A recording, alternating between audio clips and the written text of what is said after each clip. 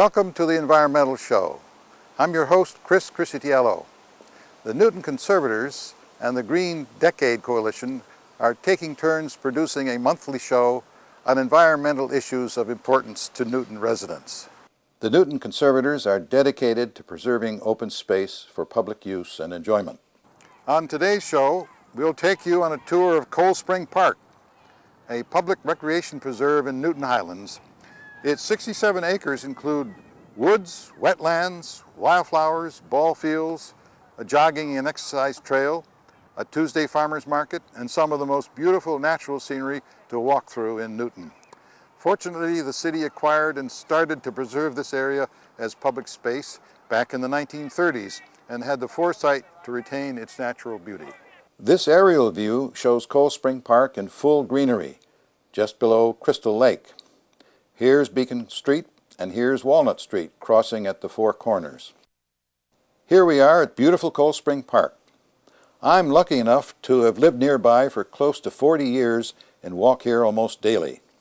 This is the Beacon Street entrance with ample room for parking. This is also the area where people assemble on Tuesdays for the farmers market. On this side of the park, there are 3 tennis courts, a basketball court, a baseball field, and a soccer field. Let's go in. Look at those lovely weeping willows across the soccer field. This soccer has become a major sport here for kids in Newton, and it's remarkable that we have this lovely soccer field for them to play in. This is such a beautiful spot that folks come here just to sit and chat, while away the time. Now let's walk over to the left corner of the fields beyond the parking lot and start our walk on the Leonard Adelman exercise trail, which will take us clockwise around the park for about 1.5 miles. Lenny explored all the natural wonders of Cold Spring, played in its fields, ran on its paths, and loved the freedom of its open spaces. This trail was named for him with the hope that all who use Cold Spring enjoy it as much as Lenny did.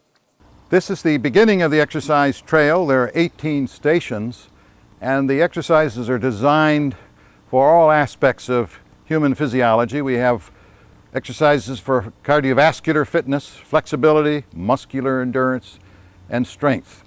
And this is very popular. It's been here for 25 years and receives heavy use.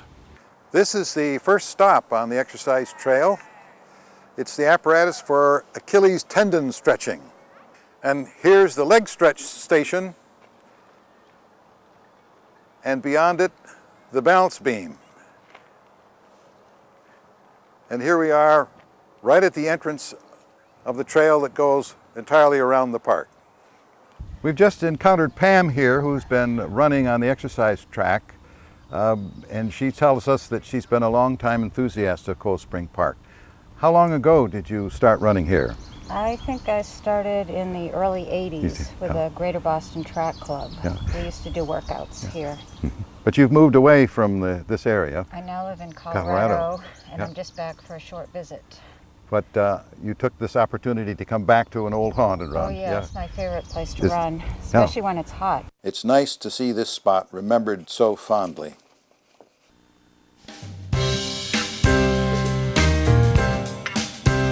We found 3 young men who are naturalists. What do you call yourselves? The 3 Adventurers. 3 Adventurers, wonderful. And you have been here in Cold Springs before? Do you know this area well? Yeah, really well. Really well. What sort of things do you look for here in the park? Do you look for bugs and birds and plants and things? Yeah. Have you made a collection of some of the things you found here? Yeah. Oh, good.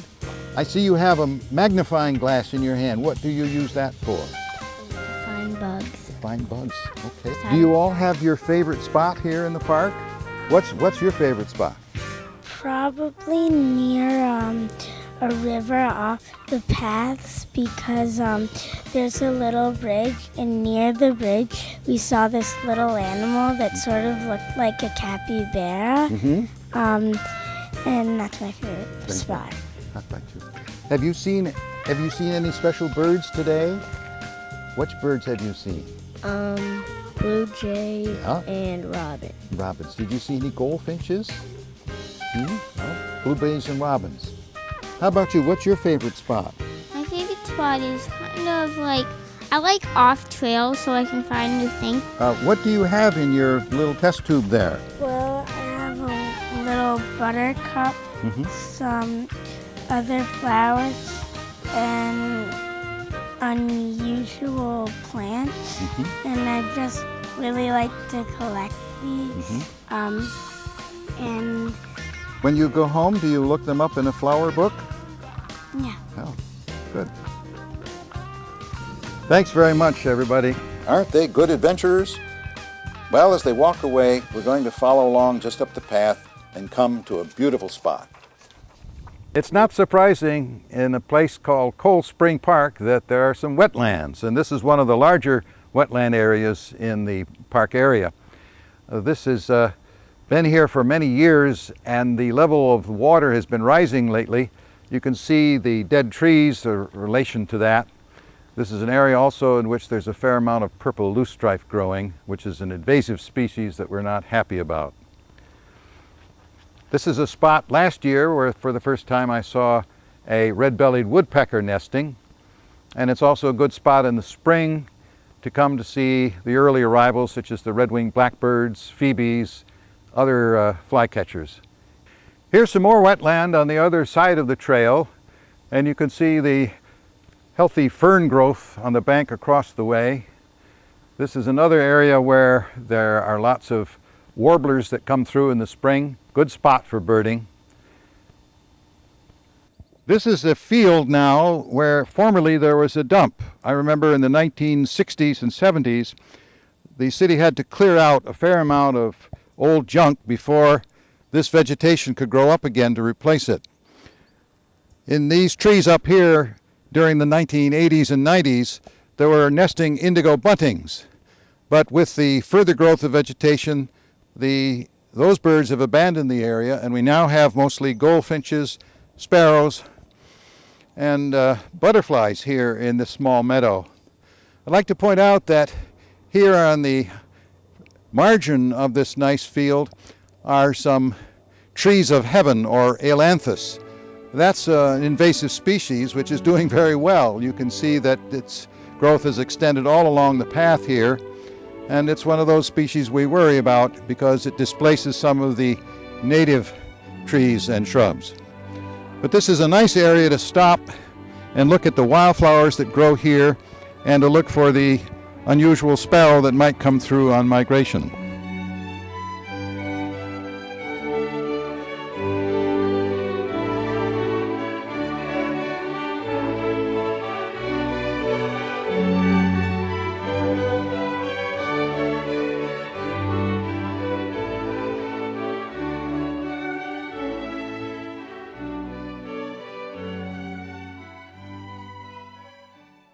Here's one of these inviting side trails that's off the beaten track. Let's go down there and see what there is to look at. This is another one of these moist areas, lots of fern growth around. There's a small stream moving by that almost dries up in midsummer, but in spring is flowing very nicely. In the woods around here, I can hear goldfinches and other birds. Well, here we are near the Dunkley Street entrance to Cold Springs Park. On the far side is the old ball field, and here where we are now, standing in center field, is the new softball field. We could take a view all around this and see the wonderful growth of vegetation.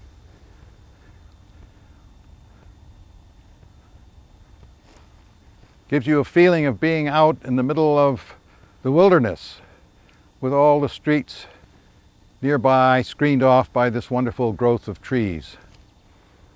This field receives a heavy use from the softball leagues, both for kids and adults. For the bird watcher, this is a good field in which to see flickers feeding, goldfinches flying overhead, warblers in the hedges along the side of the field.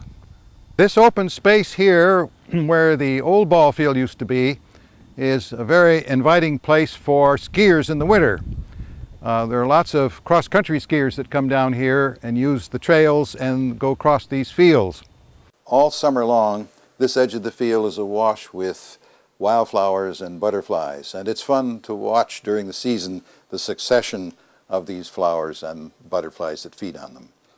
As we continue on our circular route around Cold Spring, we'll be moving from the open fields near the Dunkley Street entrance back onto the exercise trail that here runs along the top of the Cochituate Aqueduct and out towards Plymouth Road.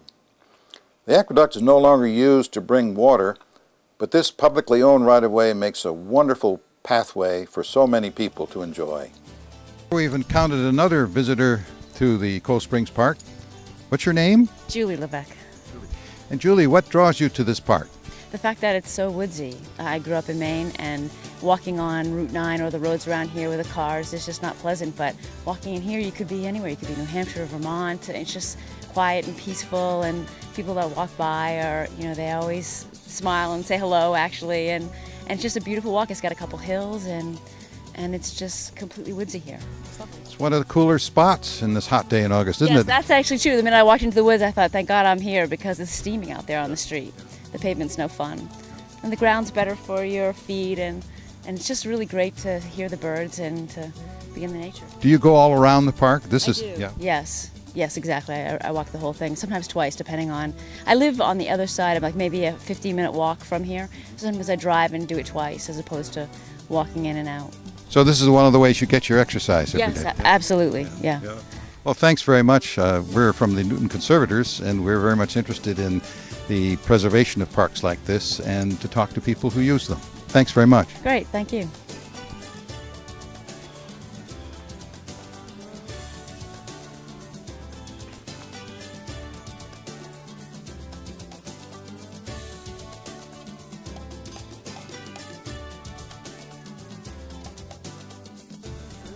Well, here's another family group we've encountered here on the Cochituate Aqueduct. Let me ask you your names and ask you whether or not you use this park frequently. I'm Mindy Sieber, and I use the park about once or twice a week. I'm Geneva, and I use it once every 2 weeks or once a week. Geneva, do you go to school here in Newton? Yeah, I go to Oak Hill Middle School. Hi, I'm Mark Sieber, and I use the park every other day, sometimes a little more often than that. We also use it in the winter. We saw you exercising up on the hill a moment ago. And did you say you did some cross-country skiing as well? Yes. Well, our first date was a cross-country ski jaunt through this park, and then we went on the aqueduct down to Starbucks. And it was Mindy's first time, and she thought cross-country skiing was great because she thought it always ended at Starbucks. Yeah. What do you like about the park? What's your favorite spot? I love it all. I love being able to walk through it and knowing that it goes on for so long, and it's not built up anywhere. It's a big park, isn't it, with a variety of landscapes? Yeah. What do you like about it? I find it incredible, having grown up in downtown Philadelphia, that you can go for a walk and not see anyone for such a long time and have it be in wonderful condition and safe, and it's just incredible to me. It's wonderful. Well, I like that, it's pretty much surrounded by fairly dense suburbia, but, once you're in the park, you would have no idea that there's so much housing around it. It's like this green island in the middle of this part of Newton, so it's great. Well, thanks very much. It's been nice to meet you, and glad that you enjoyed this park. Thank you.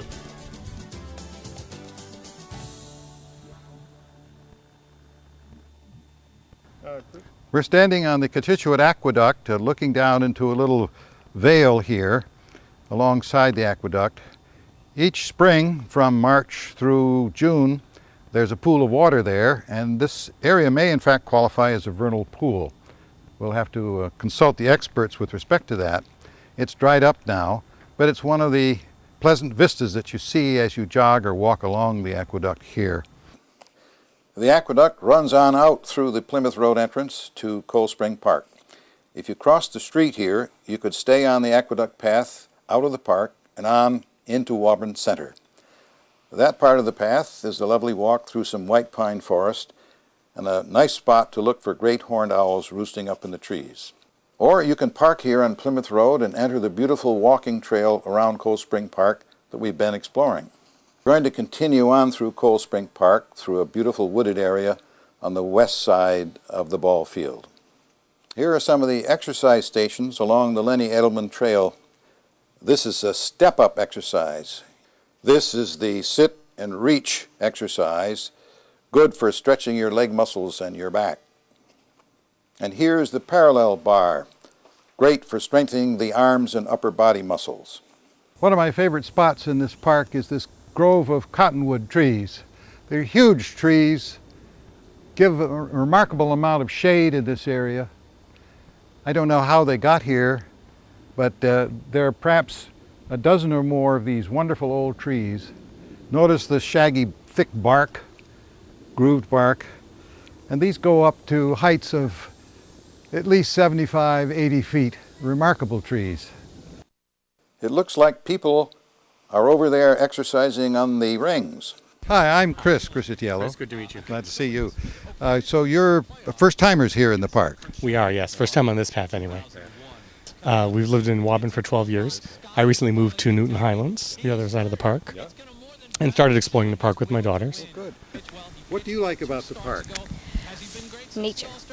It's good to run around and stuff, because I kind of get cooped up sometimes in the house, Hi, Emmeline. It's a bit of a challenge to go off-roading, but we do our best. Good. I'm sure she enjoys it. This is yet another entrance to the park from the bottom of Winslow Road. We're going to continue on around the northwestern corner of the trail, which runs behind the Zervis School. Now we have someone very special whom we've arranged to meet here. Here we have Dan Perlman, who is an expert on the history and the background of Cold Spring, where we are this morning. Dan is an assistant professor of biology at Brandeis University, and he's the director of the Department of Environmental Studies. Good morning, Dan. Good morning, Chris. Yes.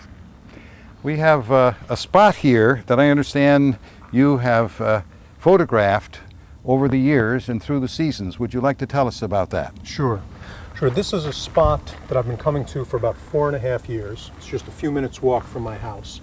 And every month, twice a month, I come here, I set up my tripod right about here, and I face these trees over here and take a picture of the red oak on the left, the red maple on the right, the jewelweed in the front, and everything behind it. What I love about this spot is the fact that it is nothing special.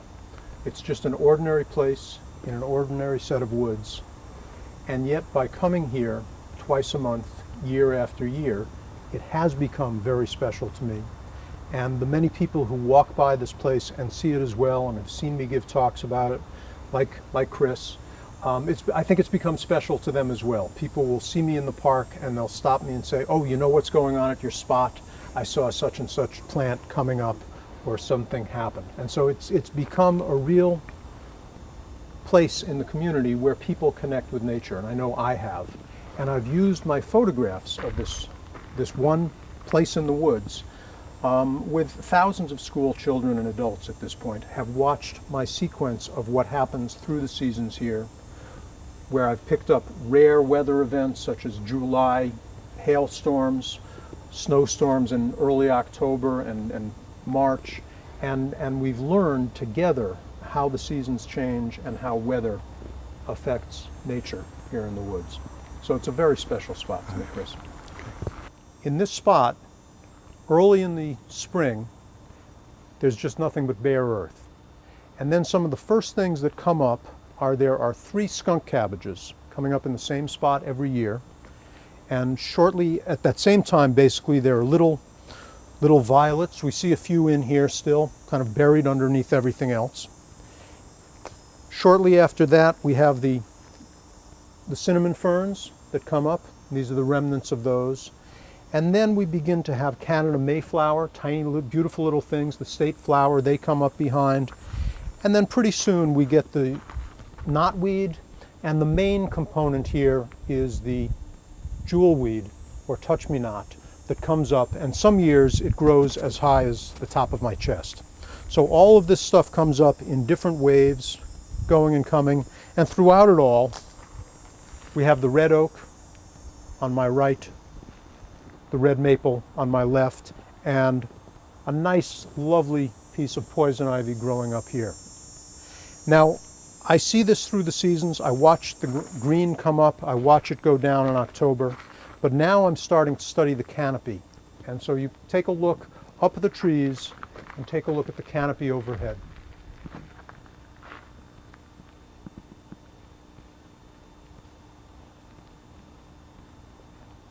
Notice the brown coloration of the water here. Some people going by think that that's some form of pollution, but actually it's the pigment from the tannin from the leaves that have gathered upstream.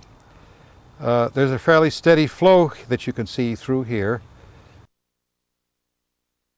Two more people walking their dogs along the pathway here in Cold Springs Park. Good morning. Good morning. And you're? I'm Jean Kilborn. And I'm Claudia Lux. And the names of your dogs? The Lily is the big poodle, and the little puppy is Max, the cockapoo. Do you come here often to Cold Springs? We come here a lot. We've been doing it for years. We come 2 or 3 times a week. And what do you like about the park most? I love the fact that in the middle of Newton there's all this green space, and you can feel like you're out in the wilds, and that there's a wonderful vegetation and plants. There's water. You get to meet a lot of interesting people and their dogs. Mm-hmm. Well, here we are back at the Beacon Street side of the park and the playing fields we saw earlier. Today is Tuesday and the farmers market is here this afternoon. As you can see, it draws a big crowd.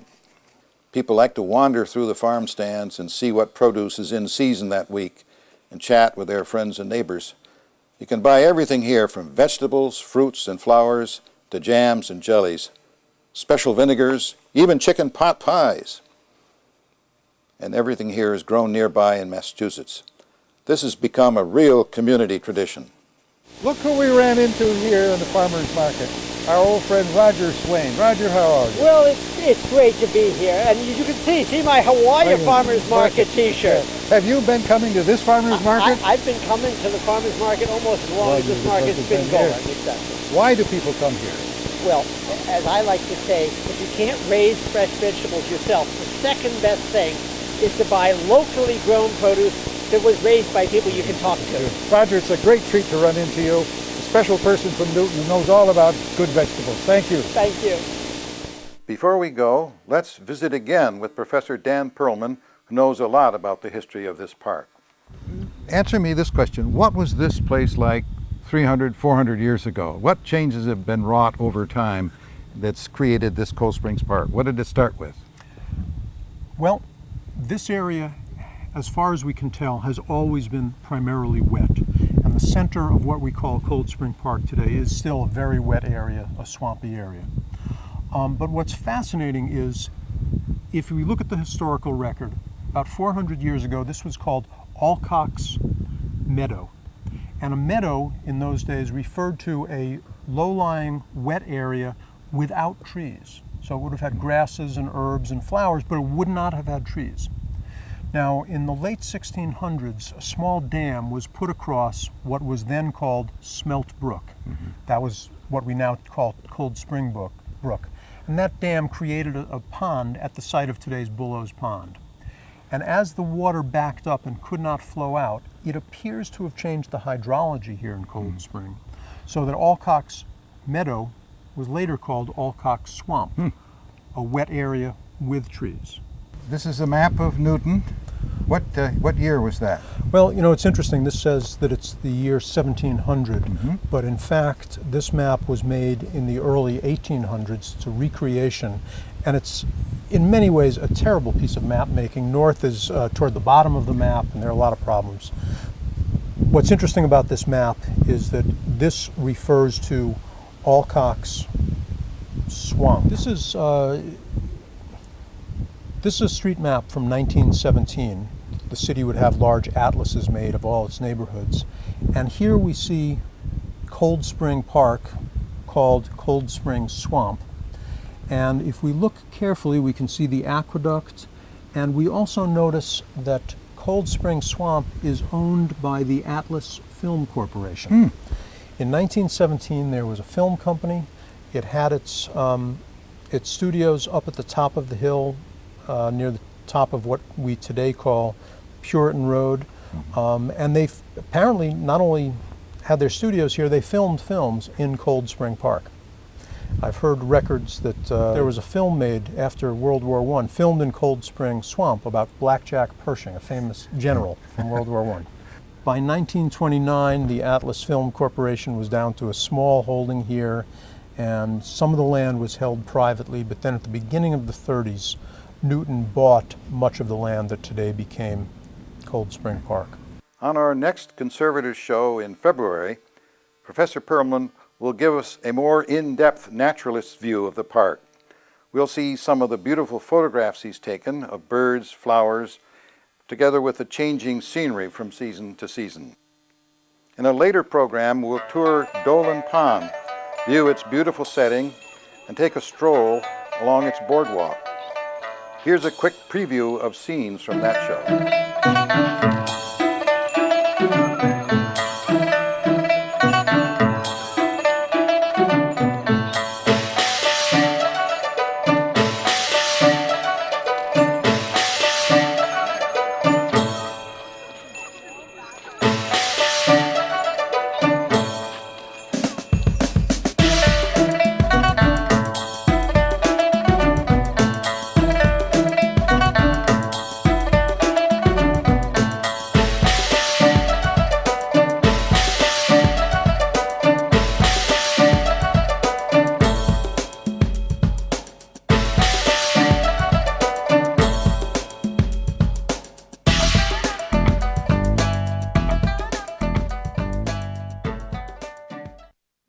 As we leave Cold Spring Park, we would like to invite all of you to come and enjoy this beautiful preserve.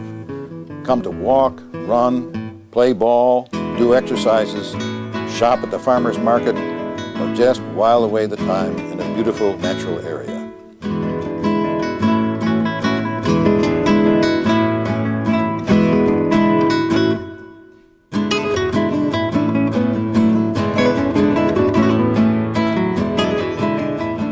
If you want to know more about the various parks and recreation areas in Newton, ask for the booklet called Walking Trails, put out by the Newton Conservators. For information about the Newton Conservators programs dedicated to preserving open space in Newton for public use and enjoyment, please visit www.newtonconservators.org.